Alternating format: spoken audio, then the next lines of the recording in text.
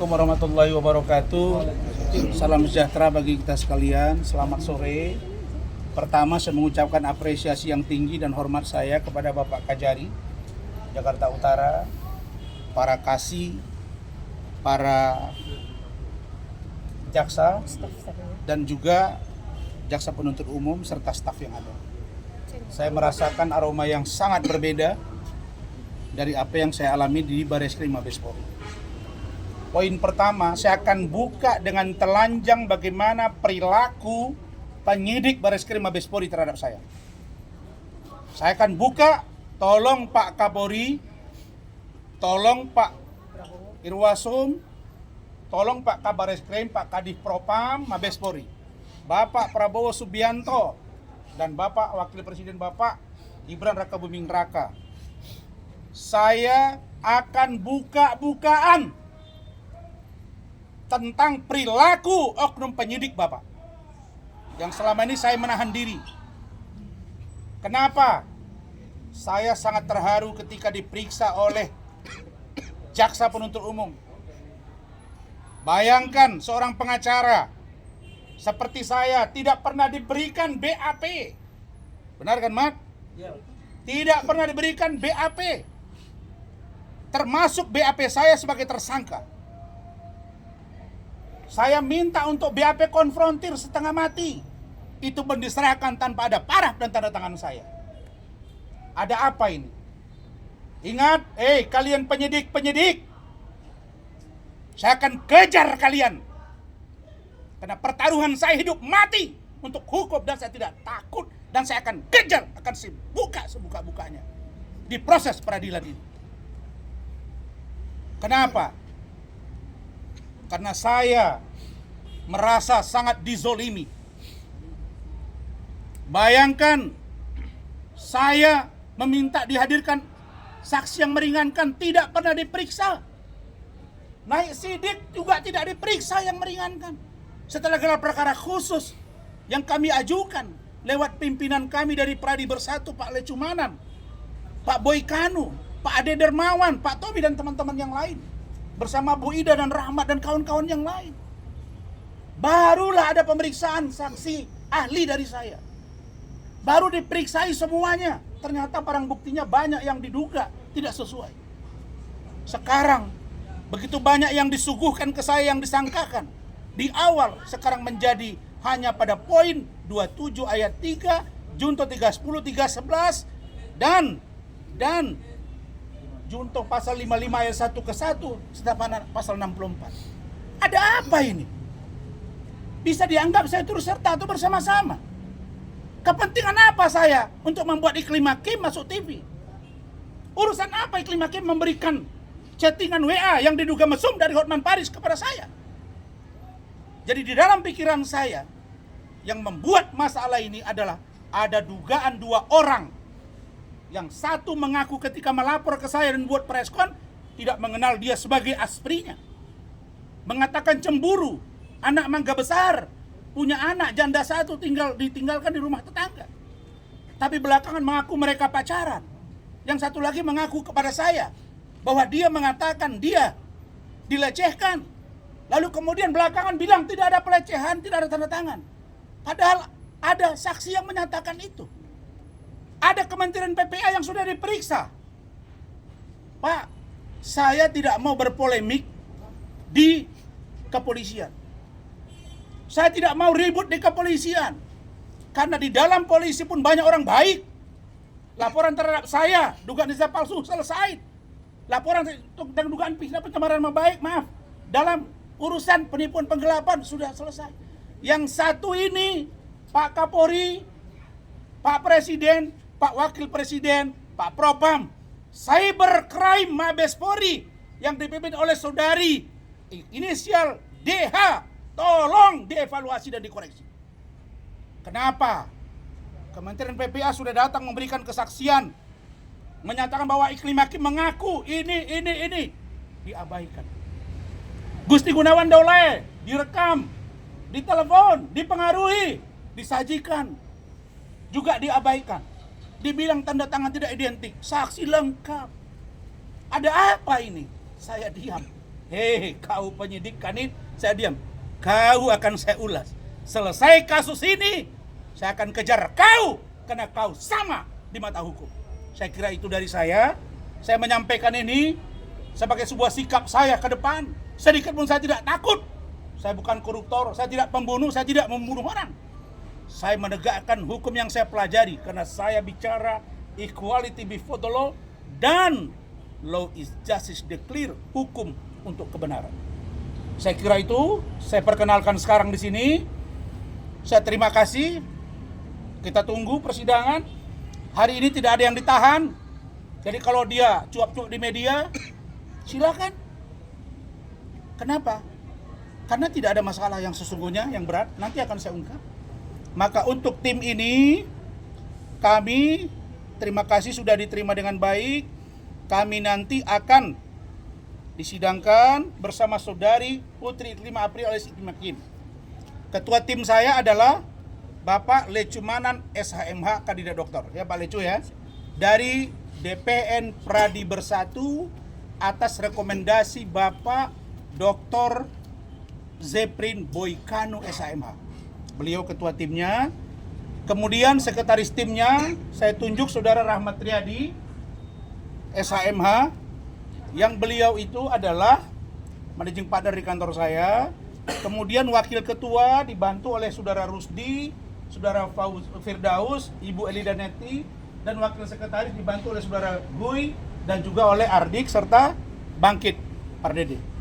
Ini semua akan kita urai. Tolong kalian hadir biar saya pertontonkan bagaimana chattingan si Hotman kepada Saudara Iklim Hakim. Yang ini menurut Iklim Hakim ke saya dari Hotman. Saya tidak tuduh benar itu atau tidak, tapi diduga kalau dalam pikiran saya pengakuan dia ke saya dari Hotman. Nah, tapi kalau ini nanti misalnya benar atau tidak, biar hakim yang menilai. Tapi chattingan ini akan kami sampaikan. Tadi sudah saya buka terang benderang di depan jaksa dan semua sudah terurai dengan baik. Barangkali itu dari saya. Silakan Pak Ketua menyampaikan.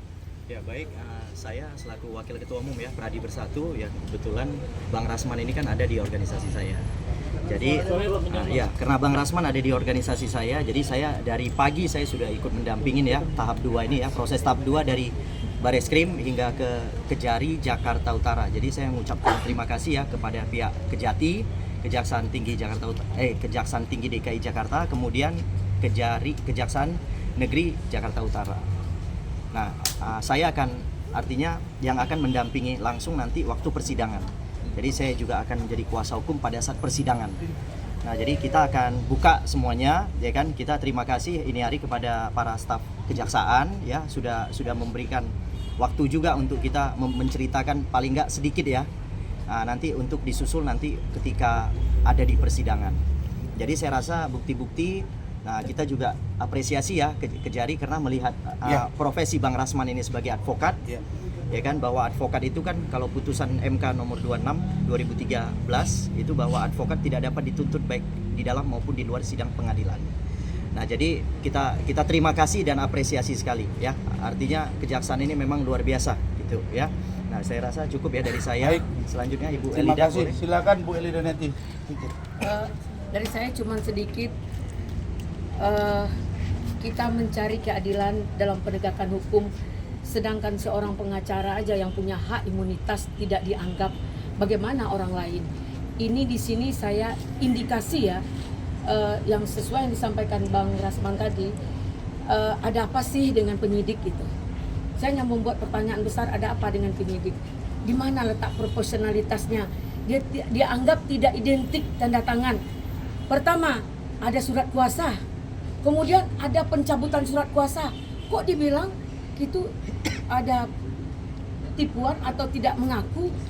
Nah, di mana letak intelijensinya? Bagaimana konstruksi hukum yang dibangun oleh pihak penyidik? Profesionalitas penyidik itu di mana? Nah, ini sekali lagi tolong kita sama penegak hukum jangan kangkangi cara membuat penegakan hukum itu dengan baik dan benar. Mungkin itu sekali lagi kami tadi diterima dengan baik oleh kejaksaan, luar biasa, membuat kita nyaman. yang tadinya ada berita yang luar biasa Dakdikduk, ternyata kejaksaan profesional dan punya etik yang luar biasa sehingga kita nyaman. Dan sekali lagi terima kasih, mungkin itu yang bisa kami sampaikan. Semoga keadilan akan mencari jalannya. Insya Allah lebih baik kita bersidang daripada tunggu-tunggu ya Bang, Iya. daripada ini kita Sudah 18 bulan. 18 bulan Gantung-gantung. digantung-gantung gitu. Mungkin ini tantangan Bang Rasman juga. Baik, Bung Firdaus, Ya. langsung Ya, hari ini kita membuktikan tentang omong kosong ya, omong kosong dilakukan oleh Hotman Paris ya, juga dilakukan oleh Hotman Paris. Omong kosong katanya hari ini akan memakai baju oranye ya, Bang Rasman. Jadi itu Masya aja. Allah. Jadi bukti kita ini membuktikan bahwa Hotman Paris itu nggak ada apa-apanya, nggak ada apa-apanya. Berkali-kali dia cari ulah dengan klien kita Bang Rasman, tapi semuanya tidak ada yang naik. Baru ini dipaksakan untuk naik sidik gitu. Jadi ya kita lihat aja nanti di persidangan. Itu aja dari saya. Jadi artinya hari ini kita tertawakan Hotman Paris karena dia gagal ya untuk memasangkan baju oranye kepada Bang Rasman Arif Nasution. Kita tertawa bersama-sama. Baik. Bang, untuk sidang perdananya kapan, Bang? Saya menunggu dan seperti apa persiapan dokumen yang akan kami siapkan. Ada beberapa poin tadi yang ditanya di dalam. Saya juga diminta untuk menjelaskan, ya mereka senyum-senyum karena saya memang, kita sesama penegak hukum kan. Saya sebagai pengacara nggak dapat keuntungan apa-apa dari dia, malah uang saya keluar.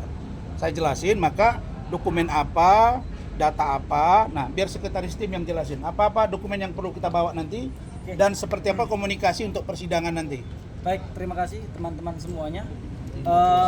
Pertama terima kasih atas kesempatan ini dan terima kasih juga atas penunjukan yang diberikan kepada saya, atas amanah yang diberikan kepada saya sebagai sekretaris tim pembelaan hukum terhadap Pak Rasman Arif Nasution. Baik, kemudian dari tim sekretaris menyampaikan bahwa nanti seluruh informasi terkait dengan persidangan akan kami rilis dalam press release yang akan disampaikan melalui Instagram Pak Rasman dan juga Instagram saya pribadi. Dan kemudian untuk kapan jadwal persidangan itu kita menunggu dari jaksa. Kapan jaksa melimpahkan ini kepada pengadilan dan kapan jaksa menyelesaikan surat dakwaannya.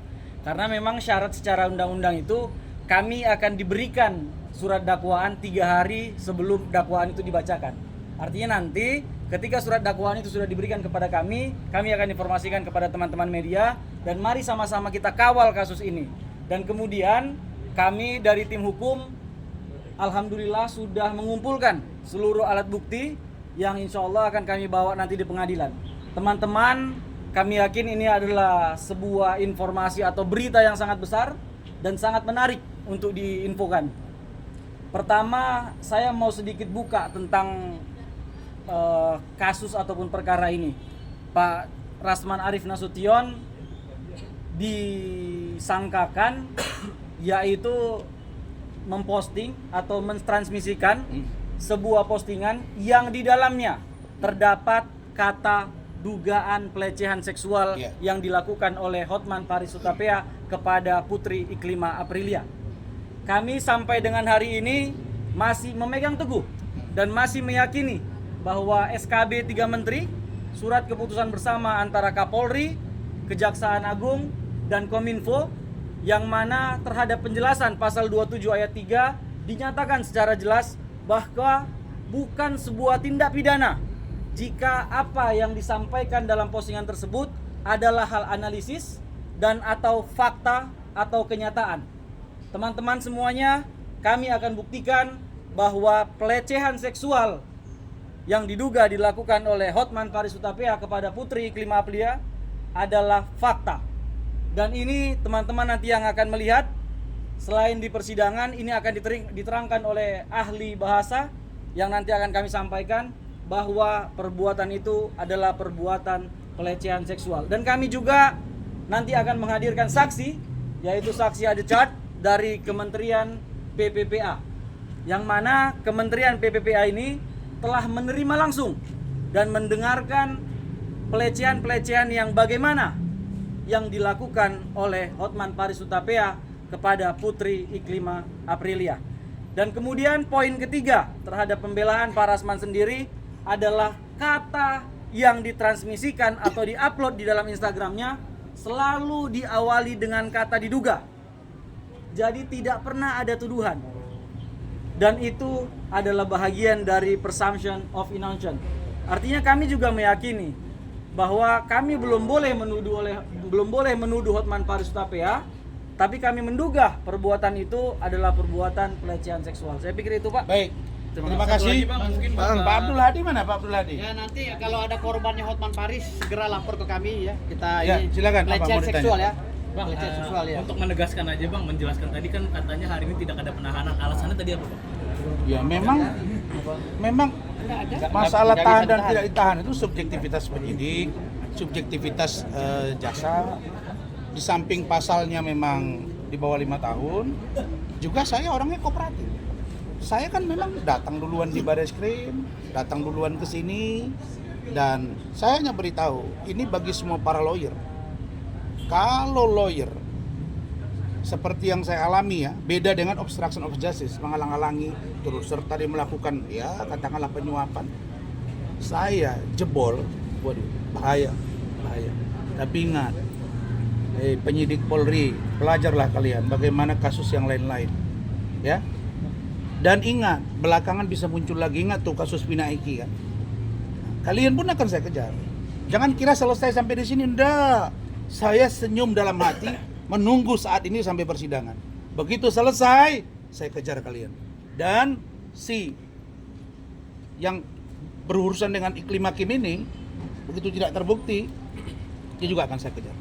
Ya, saya nggak pernah takut. Bang bukan sebagai tahanan kota nih Bang. Nggak ada. Nggak ada Tahan siapa? Nggak ada yang ditahan. Nggak ada yang ditahan. Justru kita mencari korban-korban Hotman selanjutnya. Tadi menyinggung kasus ini Nggak ada. dibilang dipaksakan itu apa Bang dalihnya Bang? Nggak ada. Dipaksakan versi yang kami pahami. Meninggalnya kapan ya kan? Versi yang kami pahami, saya pahami, saya ini lawyer. Ini saya duga dipaksa. Menang dalam kasus ini, Iya. Abang. 1000% kali 100. Saya amat sangat yakin akan menang dan membuka ruang gelap. 1000% kali 100. Ruang gelap. Mereka mungkin lupa kalau saya ini orang yang benar-benar dari bawah sampai hari ini. Jadi yang namanya takut tuh nggak ngerti saya itu. Yang saya tahu berjuang dan berjuang. Oke? Bang tadi sempat komunikasi nggak Bang iklim? Nanti kalau ada korban-korban Hotman Paris berikutnya Bagaimana, ya, Mak? korban-korban pelecehan seksual Hotman Bagaimana? Paris, tolong langsung hubungi Bagaimana kami. ya? Gimana Bang? Ini saya luruskan nih, jangan dibilang korban-korban dong, diduga. Iya, diduga. Kalau ada diduga korban-korban, Kalau- silakan menghubungi. Silakan menghubungi kita ya. Nah, nanti merembet lagi kan. Jadi maksud Ya. saya belum bertemu dengan iklim hakim langsung melihat wajahnya. Karena dia pakai masker. Nah, saya juga mau tahu waktu dia dengan saya, mukanya bagaimana sih, sisi hidungnya masih sama nggak dengan yang sekarang? Karena katanya sudah ada operasi, katanya. Saya mau lihat gitu. Saya biar buka-buka aja kan seru. Ini tanda tangan kamu nggak? Ini benar nggak? Ini nggak? Ini chattingan nggak? Ini di mobil nggak? Ini nggak? Kamu di Kementerian BPN nggak? Seru ini enak. Jadi sama ini nggak berkomunikasi Bang ya? Nggak perlu lah, ya. Oke. Terima kasih ya. Bang dengan perkara Saya menduga memang dipaksakan. Dan silakan nanti bermain di pengadilan. Kan seru juga kalau kalian lihat apa chattingan dia. Ya. Bang, tapi ini berarti akan melawan pihak penyidik juga Bang. Tadi kan akan mencari pihak. Saya akan buktikan di pengadilan bahwa apa yang dilakukan penyidik itu terhadap saya, berat dugaan saya itu adalah dipaksakan. Bagaimana pemaksaan yang saya duga itu nanti di pengadilan. Begitu selesai, mereka juga saya kejar, ya. Saya tahu kok Pak Presiden itu, Pak Prabowo benar-benar lurus, Wapres juga lurus untuk hukum. Saya juga pendukung. Jangan ada seorang pengacara yang merasa hebat dekat dengan Presiden. Ketawai kalian itu, malu-maluin Ya, itu, betul, ya. betul. Nggak ada itu, saya udah duluan Nggak ada. kok 2014 saya udah Ya. bahagian dari Pak Prabowo. Jangan bawa-bawa nama Presiden lah. Iya. Enggak gentle, Ya. enggak gentle. Oke ya, thank you ya. Karir Bang gimana Bang? Siapa Bang? Oke.